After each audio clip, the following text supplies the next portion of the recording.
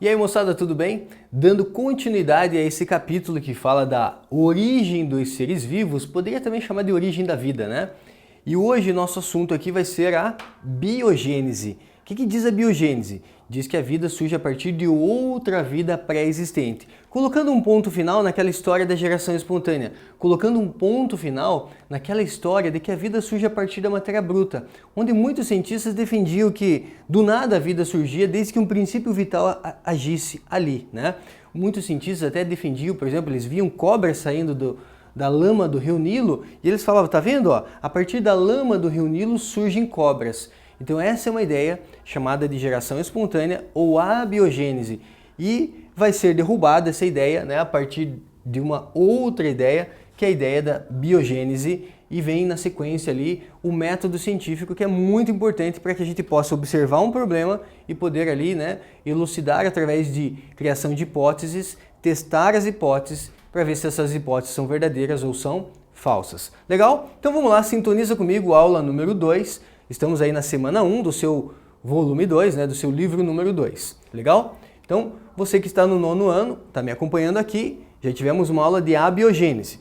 O camarada que vai colocar um ponto final, né, você que assistiu a minha aula anterior, eu tinha feito aqui, né, tinha deixado aqui para vocês na aula passada, os cientistas que defendiam a abiogênese, a geração espontânea. Começa com Aristóteles.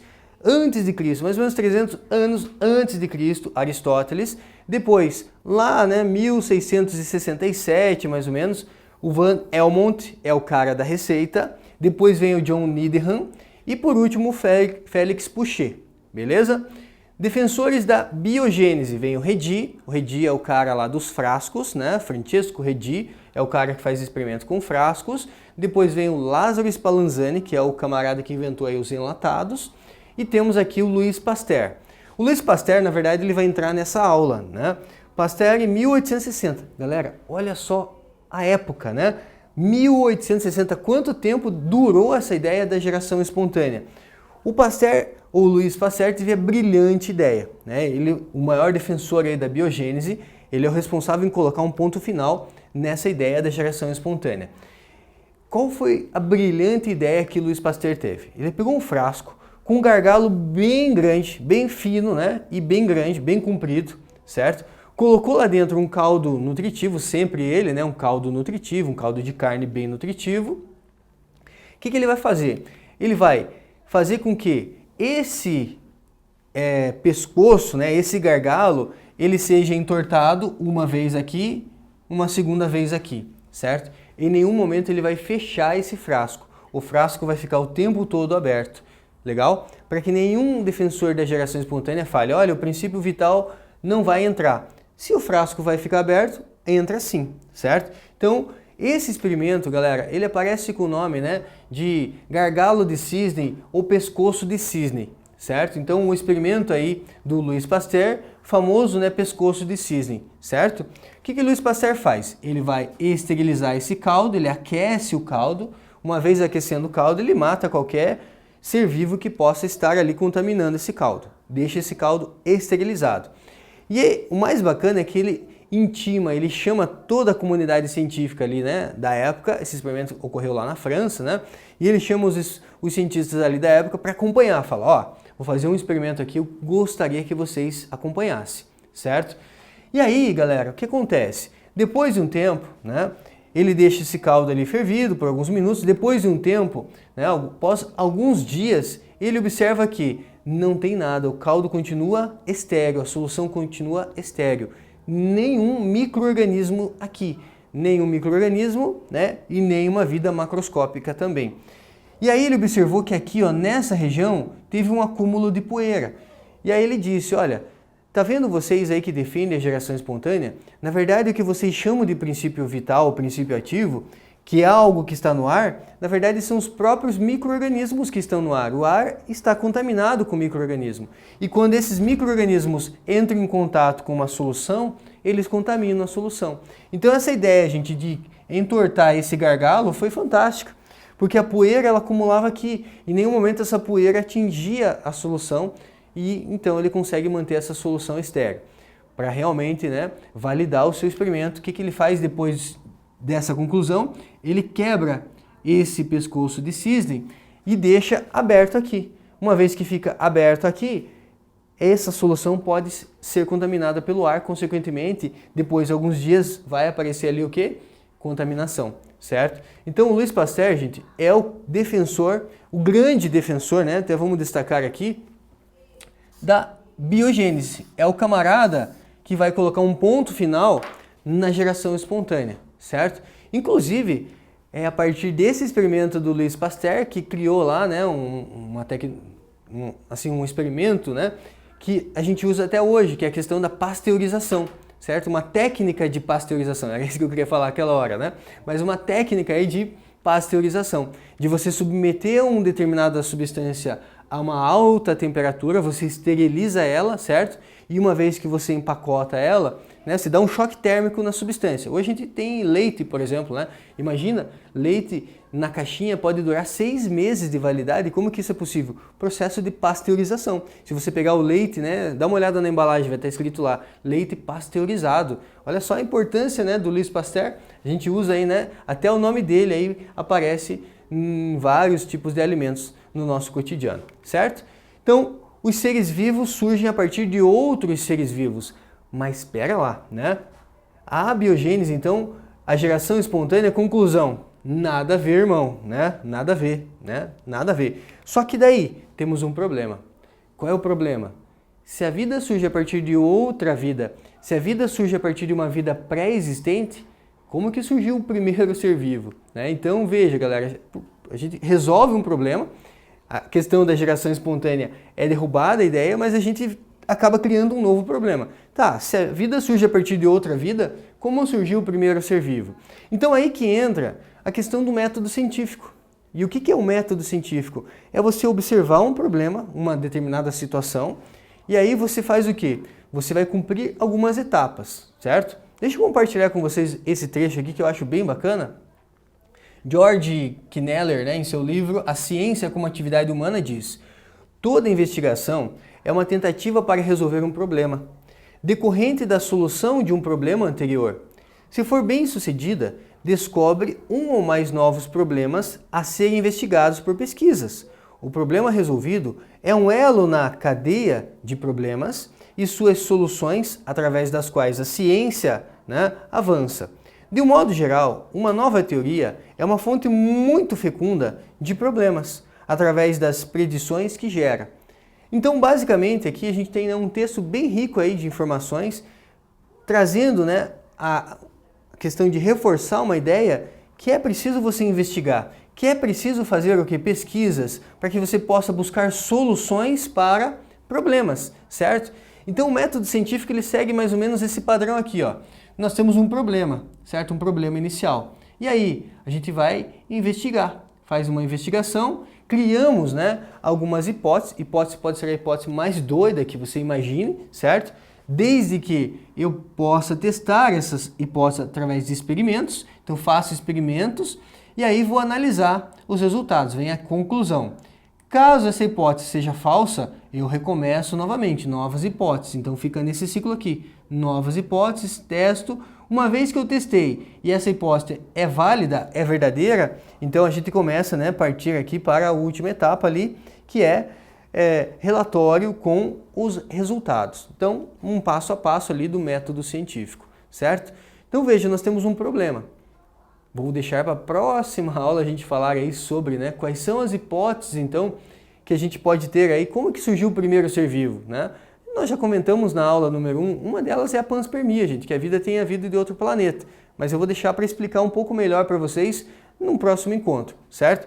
Nesse momento, eu quero fazer com vocês aqui alguns exercícios. Então, o primeiro exercício diz assim: no século XIX, Louis Pasteur realizou experimentos utilizando frascos com e sem pescoço alongado, pescoços de cisne, com o objetivo de compreender a origem da contaminação por micro-organismos em meio de cultura, conforme ilustrados a seguir. Então veja, ele mostra para você aqui, olha a importância de vocês estudarem a parte teórica, porque uma vez que cai uma questão dessa, você, já sintoniza teu pensamento com Louis Pasteur, já sintoniza teu pensamento com o pescoço de cisne, certo?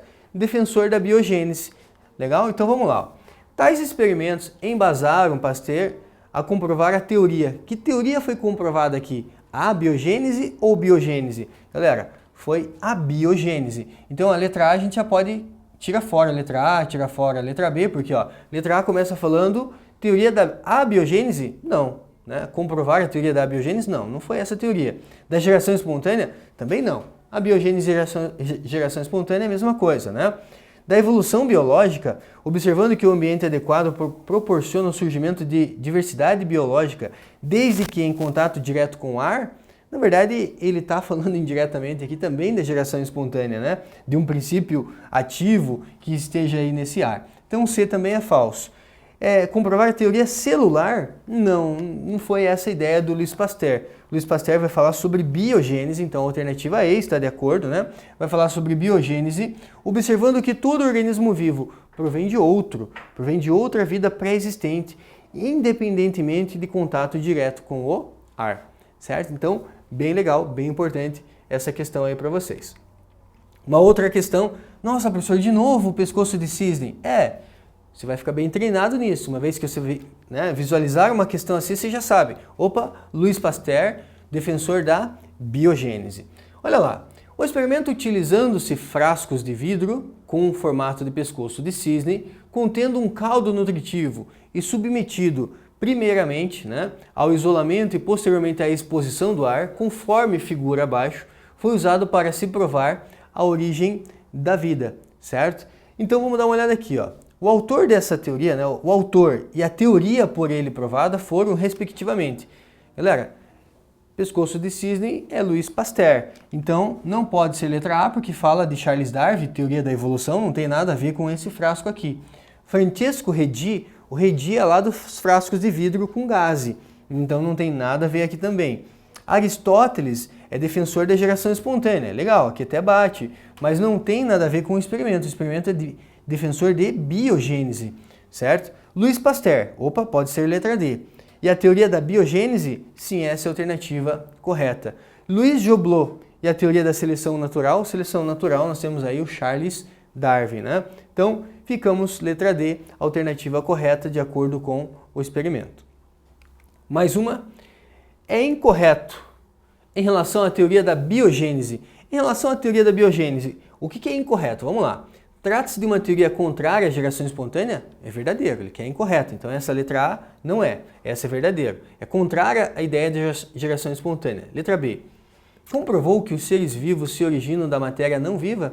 Comprovou que os seres vivos se originam de matéria não viva, né?